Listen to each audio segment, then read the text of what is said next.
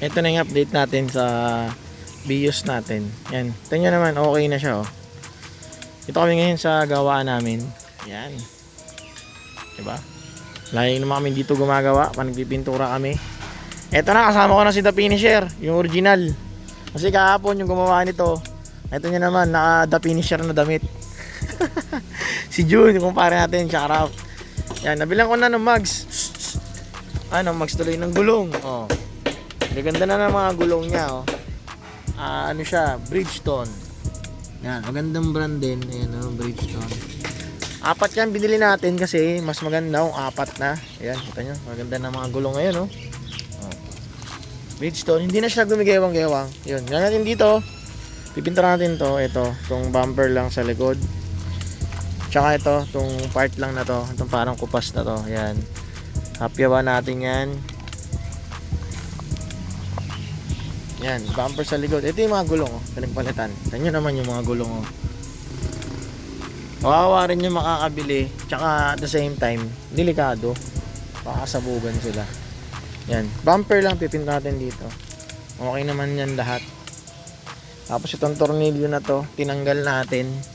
Kita nyo, wala siyang nut kasi nagkalawang na to, tapos nabilog, hindi na siya natanggal. Ngayon, pipinturahan natin, tsaka natin bibilan ng bagong nut. Itong mags na to, bubugaan din natin yan. Ibayin natin yung kulay. Ayun na siya. Pero makinis naman siya, wala naman tayong ginawa. Ito lang konti. Nag-align tayo nandito sa may bumper. In-align natin niya kasi nakabuka yan. Kasi to, tatanggal natin to, kung hook na to. Tanggalin natin yan. Para maayos-ayos tignan. Ayan, coaching naman na siya. Update ko na lang kayo pagtapos na to. Ibabapping namin pagtapos. Tapos, coating review. Tapos yun na. Swerte na makakuha kasi bago makina. Bago rin ang transmission, clutch, lahat. Gulong bago, makakapal lahat. Ayan. Okay na, aircon, gawa na rin. Tsaka yung side mirror. Update ko na lang kayo dito. Bago ang lahat, kailangan munang kumain. Yan. Share ko lang yung pagkain ko. Gatang langka. Yan. At saka bagnet. Ayan yung kanin.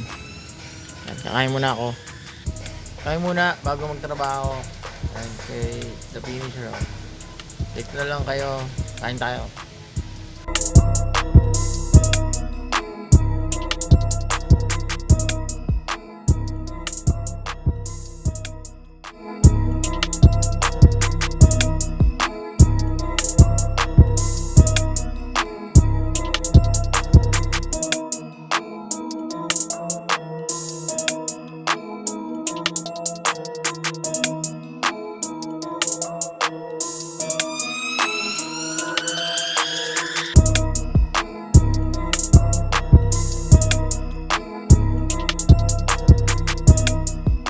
Ito na yung BIOS natin, oh. Tingnan nyo. Ayan. Video ko muna yung labas. Ayan. Tapos na natin siya. Yung mags, napinturahan na natin. Tingnan na may kulay ng mags. Iba na kulay. Ayan. Ito, paikot. Ito yung nirapin natin yung bumper.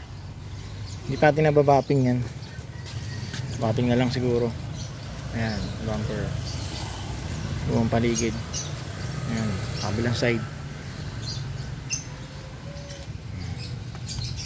Ito yung mags dito, okay na rin. Ayan. Kabilang side. Ayan. Yan ang maganda dito. Tapos na siya.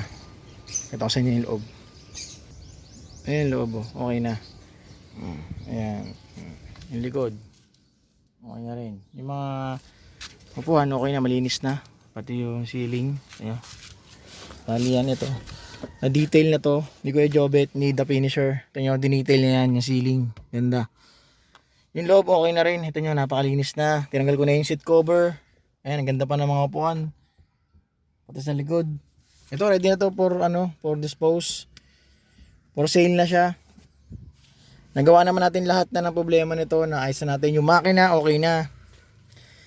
Yung clutch, inayos na rin natin, napalitan na rin natin yung clutch. Ito nyo naman sa video. Yung konting review. Ito, yung pinakaunang BIOS na lumabas. 2003, alam ko 2003 hanggang 2005. Ayan yung mukha. Ayan, ganyan ito. Itong itsura nito. Tapos, ito yung pinakaunang variant kasi power steering lang siya. Tapos, manual window. Ayan. 4 yan. Manual window hanggang dun sa likod. Ito yung tinatawag na Vios J. Pinaka low end sa variant niya. Meron sumunod dito, Vios E. Ayan, Vios E. Pinagkaiba nila, power window dito, 4, power steering. Tapos, yung Vios E, merong RPM. Ito, napansin nyo to, wala siyang RPM. Yan, speedometer lang siya. Tapos, gasolina agad. Sa Vios E, meron na siyang RPM, tapos power window. Yun ang pinagkaiba. Ayan, ayan yung Vios E, power window. Tapos, yung susunod, yung pinaka-top of the line, yung Vios G. All power din siya. Sa Vios G, may lumabas na matic. Ito, manual transmission to, 5-speed. Sa Vios E, manual lang, walang matic. Sa Vios G, ayan, ito yung Vios G. Ayan, makita nyo. All power din siya, may lumabas na matic tsaka manual. Tapos yung gauge niya is a digital. Ayan, ayan, digital yung gauge ng Vios G. Yan naman mga pinagkaiba lang naman nila. Same engine, tapos yung headlight sa harap, ayan, ng 2006 pataas. 2006 hanggang 2007, yan ang headlight. Yan. Ito naman 2005 hanggang 2003, ito naman yung headlight. Yan, yan ang mga pinagkaiba nila. Loob, same, gauge lang ang pinagkaiba. Gauge, yung J, E at saka G. Tapos yung G may automatic transmission. Ito manual lang. Yan, same engine 1.3, yung Vios G 1.5. Yun ang mga pinagkaiba rin nila. Wala naman halos ano pinagkaiba, yun lang. Ang maganda lang dito sa gantong Vios, sa beginner kung gagamit nito mga beginner, mas marirecommend ko to kasi matipid to sa gas. 1.3 lang ang makina. Low maintenance kasi timing chain, sobrang low maintenance. Tapos matibay ang makina, sobra. Ginagawa ng taxi, isipin nyo, maghapong bumabiyahin, bihirang-bihira, masira. Umaandar pa rin, hindi tinitirik. Yun ang maganda rito sa mga gagamit ito. Mura ang pyesa, sobrang daming ilaw, headlight, mga parts sa loob, makina sobrang dami. Yun. Kaya sa mga gagamit nito, mga beginner, ito marirecommend ko to sa inyo. Yan. Sana palitan natin yung gulong. Bago na lahat ng gulong niyan, 4. Makakapal lahat.